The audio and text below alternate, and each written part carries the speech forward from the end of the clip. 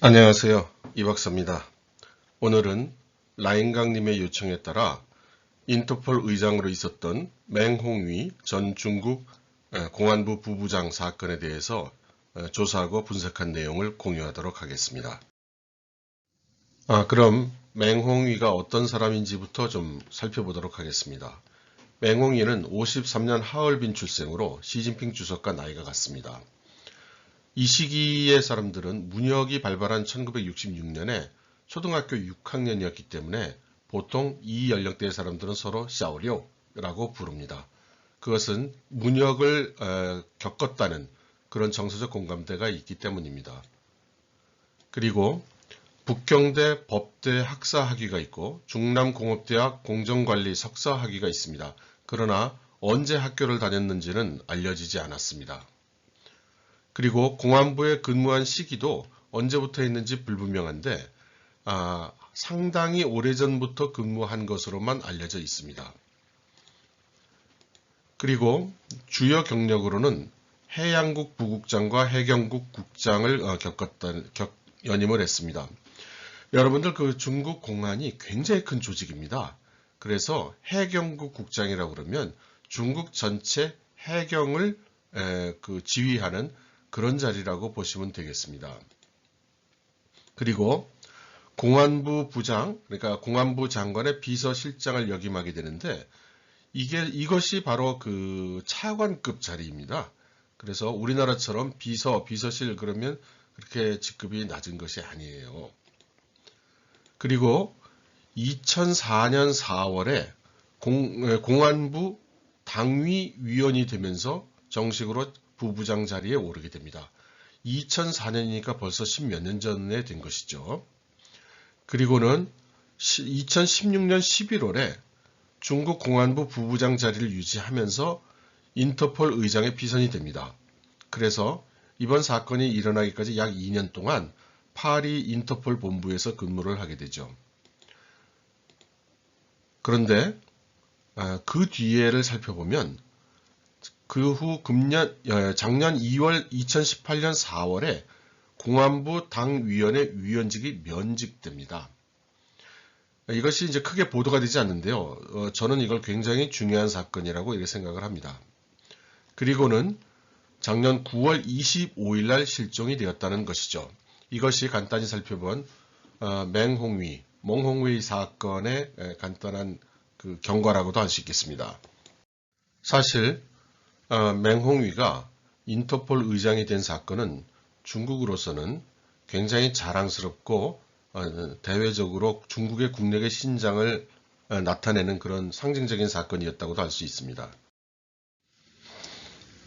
이 일이 사건으로 발생하게 된 것은 맹홍위의 그 부인인 그레이스 멍이 프랑스 경찰에 남편을 실종 신고하면서 시작이 됩니다. 맹부인은 중국 정부가 남편을 유기한 것이 틀림없다고 단정을 했고요. 그래서 남편이 중국 당국에서 납치되었고 자기 휴대폰에 보내온 그 칼 이미지가 있었는데요. 그게 남편에게 변고가 생겼다는 의미다. 이제 이렇게 주장을 했습니다. 그 뒤 사건은 급속하게 진행이 되어서 바로 다음 날인 10월 6일에 인터폴은 북경 당국에 이게 어떻게 된 건지 설명을 요청합니다. 그러자 다음 날 북경 시간으로 저녁 7시에 중앙기율위원회가 맹홍위가 범법행위를 했다면서 조사 중이다. 이렇게 인터폴에 통보를 하고 동시에 인터폴 의장직에 대한 사직서를 제출을 합니다. 그때 이제 처음으로 이제 그 중국의 국민들이 이 일에 대해서 알게 되는데 여기에 대해서 그 중기위가 발표한 내용을 가지고 설왕설래 말들이 많았습니다. 어쨌든 바로 그 다음날 다시 공안부 부장 짜오커즈가 맹홍위가 뇌물을 받았다면서 그 체포됐음을 이야기를 하고 조용캉 사건과도 연루가 돼서 이 조용캉의 그 잔재를 하루빨리 청소를 해야 된다. 이제 이런 취지로 발언을 합니다. 토막상식을 하나 말씀드리겠습니다. 쌍괴이라는 건데요. 이렇게 멍홍웨이처럼 중국의 고관을 모처로 데리고 가서 조사를 하는 것을 쌍괴이라고 합니다. 이것은 그 경찰이 또는 검찰이 수사를 하는 것과는 좀 다릅니다. 공산당 내에서 특히 직급이 어느 정도 일정 직급 이상인 사람들에 대해서 공식적인 그 사법 수사는 아니지만 공산당 차원에서 조사를 하는 걸 말하고요. 보통은 그 안가 같은 데 데리고 가서 여러 가지로 그 조사를 하고 연금 상태에 있게 됩니다. 그래서 쌍괴라는 말이 이제 자주 나타나게 되죠. 멍홍웨이도 지금 쌍괴 상태에 있는 것으로 보입니다. 또 여기에서 나오는 쪼용캉 사건이라는 것은 뭐냐면 2015년 6월에 쪼용캉 원래 그 정치국 상무위원이죠. 그런데 그 뇌물수수, 권력 남용, 그리고 국가 기밀을 누설했다 등의 죄목으로 이제 무기징역을 받게 됩니다. 이것을 이제 쪼용캉 사건이라고 하는데요. 실제로는 보시라이와 연계되었기 때문에 정치적으로 그 당한 것이다 이렇게 보는 견해들이 많죠. 하지만 프랑스 정부는 중국 정부의 이 설명만으로 납득하지 않고 그 맹부인이 제기한 납치라든가 이런 것이 정말로 프랑스 땅에서 중국에 의해서 이루어졌다면 또 큰 문제가 되기 때문에 수사에 정식으로 착수하게 됩니다. 그런데 멍홍웨이 부인은 일반적인 중국의 공직자 가족들이 하지 않는 행위를 합니다. 즉 언론을 끌어들여서 계속 인터뷰를 하고 자기 주장을 하고 아이와 자기와 그리고 남편의 생명 등을 그 호소를 한 것입니다. 그런데 프랑스 매체와의 인터뷰 도중에 3차례 전화가 옵니다. 그런데 맹부인은 받지를 않거든요. 그러면서 중국 대사관 전화라고 하면서도 받지를 않습니다. 이렇게 되자 멍홍웨이 사건은 전 세계의 뉴스가 됐고 또 이 사건을 둘러싼 언론들의 취재 경쟁이 시작이 되면서 제일 먼저 등장한 것이 중국 정부에서 이 맹부인에게 좀 조용히 있으라고 했다는 보도가 나옵니다. 그래야 가족들이 평안할 수 있다 뭐 이렇게 위협을 했다는 것이죠. 또 이 부인이 얼굴을 보여주지 않았기 때문에 이것도 의문이 이제 되었습니다. 왜냐하면 그 부인이 어떻게 생겼는지에 대해서는 중국 공산당이나 중국 정부는 당연히 알고 있을 것이고 그리고 매체 기자들한테는 얼굴을 노출을 다 했으니까요. 그럼에도 불구하고 일반인들에게는 알리지 않겠다는 취지가 무엇인지에 대한 여러 가지 갑론을박도 있었습니다. 그리고 이 부인이 어떤 사람인지에 대한 그런 추적 보도도 이제 있다라던데요. 여기에서 밝혀진 내용도 상당히 이 부인에 대한 동정 여론을 일으키는 데 성공을 했습니다. 이 보도에 따르면 이 부인의 이름은 까오거라는 사람이고요. 72년 2월생이고 경제학 박사, 그러니까 굉장히 학문도 있는 사람이죠. 그리고 굉장히 유능한 모양입니다. 왜냐하면 홍콩 중련 집단의 그 매니저도 하고요. 하이텍 회사의 그 총재의 조리, 그러니까 비서실장 같은 것도 하고요. 그 다음에 SI 회사의 부총경리도 하고요. 그 다음 신화면 집단이라는 데서도 그 일을 하고, 그 다음 그 펀드 매니지먼트 회사에서도 일을 하고요. 태평양 보험회사에서도 오피스 총경리를 하고 있습니다. 그리고 2015년에 노신 집단이라는 데에 그 외부 이사로도 이제 그 일을 하고 있는 것이죠. 매우 다재다능한 사람으로 알려졌습니다.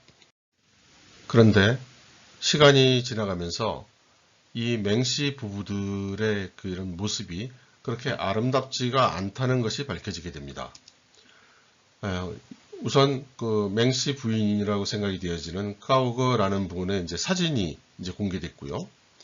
이 두 사람이 2004년 처음 만났는데 테니스장에서 테니스를 빌미해서 만났는데 그날 밤으로 호텔로 직행했다는 그런 증언이 나왔고요. 이 두 사람이 그때 당시에 모두 자기 가정이 있었지만 이혼을 해서 그 다음에 결혼했다고 합니다. 이때 나이 차이가 19살이었다고 하니까 이게 어떤 식의 결혼이었는지 여러분들 다 짐작이 가실 거라고 생각이 됩니다.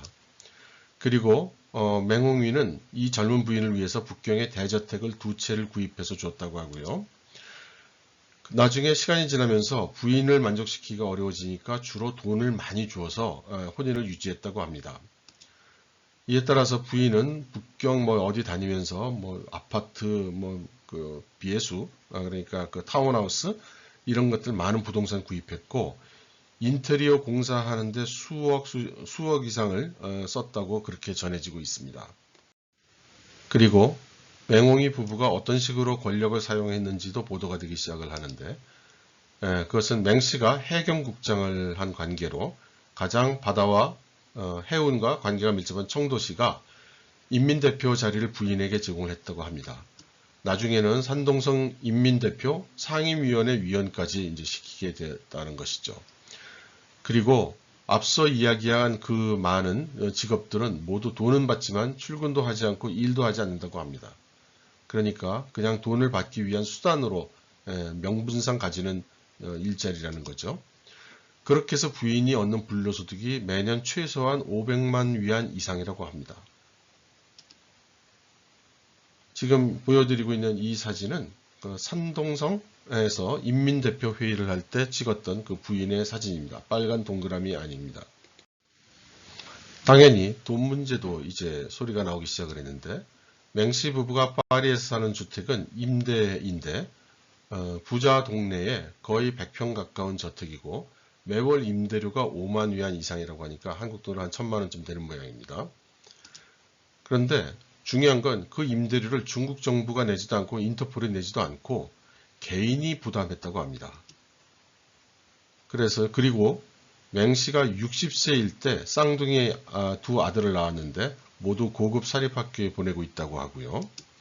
가정부도 두고 있다고 하죠. 그래서 한 달에 20만 위안, 30만 위안씩 기본으로 들어간다고 합니다.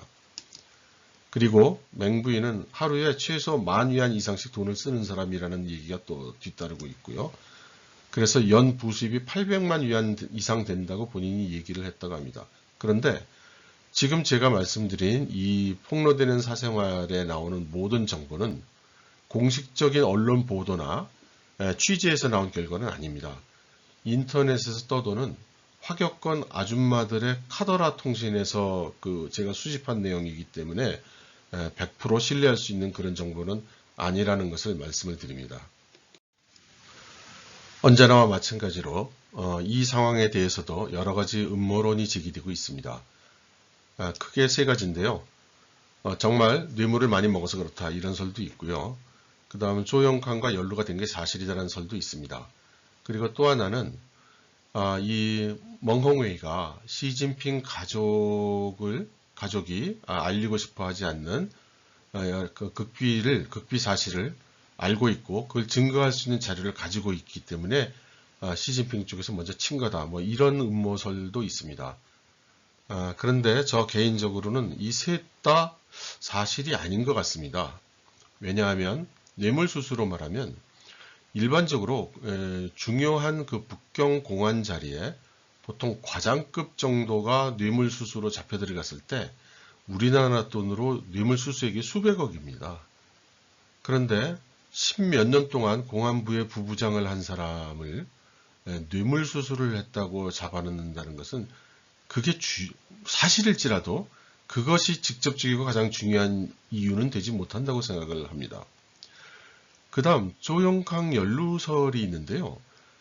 제가 좀 조사를 해보니 공안 쪽 사람들 얘기를 들어보면 멍홍웨이가 조영칸하고 사이가 좋았던 것은 사실이라고 합니다. 그래서 원래 그 부장 조리로 뽑힐 때 그렇게 될 때 조영칸이 이제 뽑아준 거라고 하고요. 하지만 조영칸 파라기보다는 조영칸과도 좋은 사이를 유지한 정도로 보는 것이 옳다는 게 대세입니다.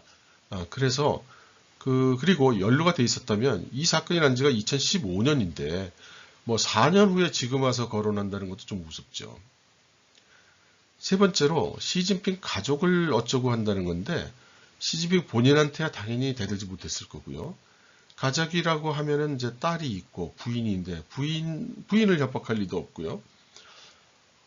지금 가능한 사람이라면 시진핑의 누나가 있습니다. 누나가 오랫동안 사업을 하셨고 또 일설에 의하면 완다그룹의 지분도 상당히 가지고 있다는 그런 설도 있고 많은 비즈니스나 이권에 손댄 것도 사실인 것 같습니다. 하지만 원래 시진핑의 누나가 왜 이렇게 그 사업을 하고 장사를 하게 됐냐면 시진핑 일가가 상당 기간 동안 그 권력에서 소외되고 박해받았기 때문에 생활이 어려워서 그 누나가 장사를 시작했던 것입니다. 이 장사한 히스토리가 수십 년인데 뭐 이제 와서 그 시진핑 누나에 대해서 이러쿵저러쿵 얘기를 한다고 해서 그것이 소기의 성과를 가져오리라고는 저는 생각되지 않습니다. 그리고 실제 그 후에 진행된 경과를 보면 작년 10월 26일에 맹홍위가 이제 그 소위 쌍괴 상태에 있으면서 그 정협 대표 신분을 이제 박탈합니다. 정협이 어떤 것인가에 대해서는 지난번 동영상에서 설명을 드렸으니까요. 여기서는 생략하겠습니다. 그리고 중국 정부가 그 그레이스 멍, 이 맹홍위의 부인에게 맹씨와 그 통신을 시켜주겠다. 뭐 원한다면 전화통화도 하게 해주겠다. 이렇게 제시를 했다고 합니다. 그런데 맹 부인 본인이 거절을 했다는군요. 이것도 상당히 뭔가 그 통상적인 상황은 아니라는 생각입니다. 이 사건을 저 나름대로 분석해 본다면 이렇게 하겠습니다. 먼저 맹홍위는 굉장히 현재 65세 그리고 젊었을 때부터 공안부에 들어가서 공안부 차관만 10몇 년을 한 굉장히 노련한 사람이라는 점을 우리가 좀 고려해야 될 것이고요. 이 사건이 원래부터 중국 측이 비공개로 조용히 처리하려고 한 사건이라는 점입니다. 그리고 현재 내걸고 있는 명분, 뇌물수수는 좀 중국적 상황으로 치면 좀 빈약하다고 할까, 좀 시시하다고 할까, 뭐 그런 것이죠. 그래서 이게 중국 정부가 굉장히 급하게 처리하려고 했던 사건은 아닌 것으로 생각이 됩니다. 그것이 이렇게 굉장히 급작스러운 사건처럼 여겨지는 이유는 그 부인이 갑자기 프랑스 경찰에 대고 실종 신고 납치라고 얘기하고 매체를 불러서 떠들고 이랬기 때문에 그렇게 우리가 느끼게 된 게 아닌가 하는 생각이 좀 듭니다. 실제로 인터넷에 떠도는 소문들을 종합해 보면 맹부인이 이렇게 표현하면 좀 적절하지 않을 수 있겠는데 좀 무식하다는 그런 뉘앙스의 이야기가 많았습니다. 즉 부인이 정치라든가 뭐 법률적 내용도 잘 모르고 권력 내에서 어떤 식의 동정이 있는가도 모르고 그렇다는 거죠. 그리고 그래서 맹홍위가 부인한테는 뭐 바깥에서 일어났던 일 별로 얘기도 안 하고 알려주지도 않는다.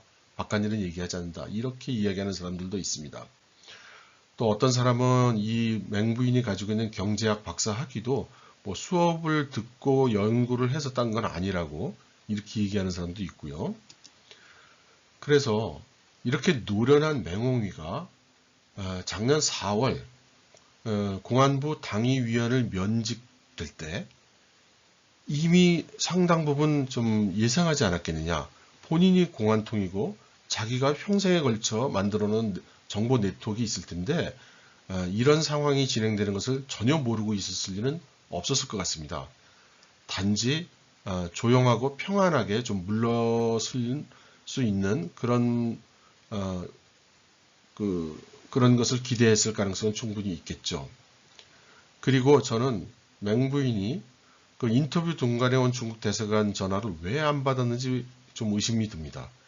왜냐하면 만일에 중국 정부가 정말로 납치를 하고 본인을 위협하고 그랬다면은 지금 전화로 온 것이고 중국 대사관은 현재 매체 인터뷰 중인지도 모르고 있었기 때문에 얼마든지 그 장면에서 정말로 세계 사람들이 자기가 그렇게 위협받고 있다는 것을 알릴 수 있는 상황이었을 것입니다.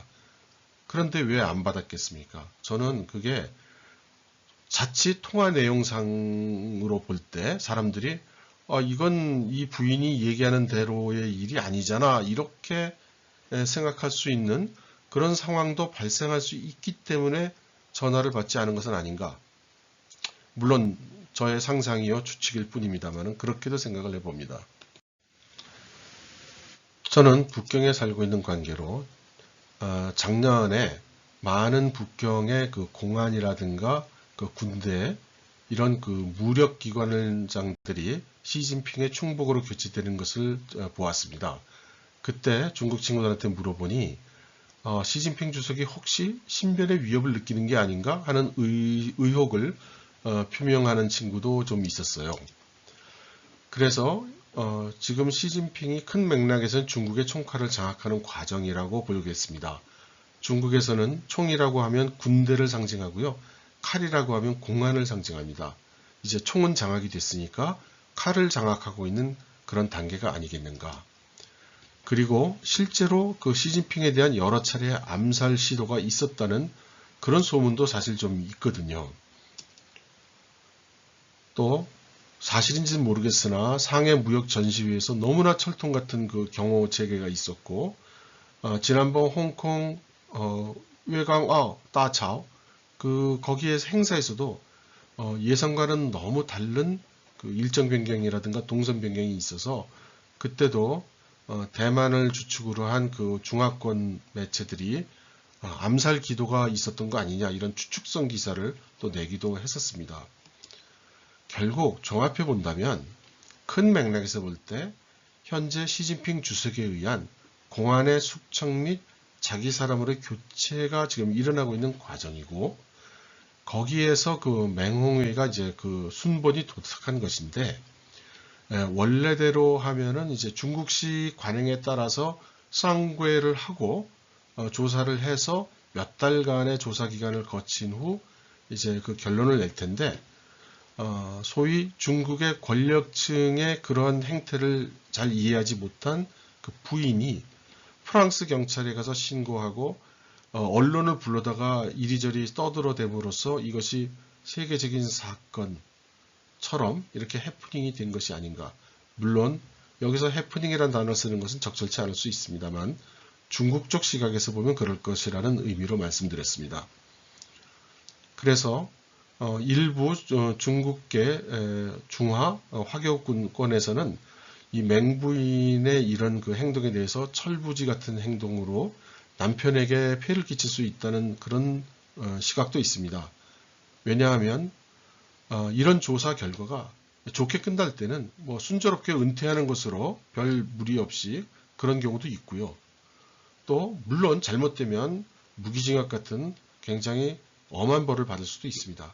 그러나 이미 65세이고 이미 그 세력이 꺾인 맹홍위 같은 사람은 앞으로 그 잠재적인 위협이 되기는 어렵기 때문에 본인만 잘 처신을 하면 그렇게 크지 않은 처벌, 뇌물수수에 대한 그 벌금 정도로 끝날 가능성이 충분히 있는데 이렇게 크게 그 사단을 내면 안 된다는 것이죠. 어쨌든 제가 생각할 때는 이 맹홍위 사건에 대해서 너무 크게 음모론을 불러일으키거나 엄청난 사건이 엄청난 이유가 배후에 있는 것으로 생각할 이유는 없어 보입니다. 제 눈으로는 시진핑 주석의 공안 계통에 대한 자기 권력 확보의 과정에서 일어난 한 해프닝, 저는 이렇게 생각이 됩니다. 물론 저 개인의 상상이요 추측일 뿐입니다. 여러분 감사합니다.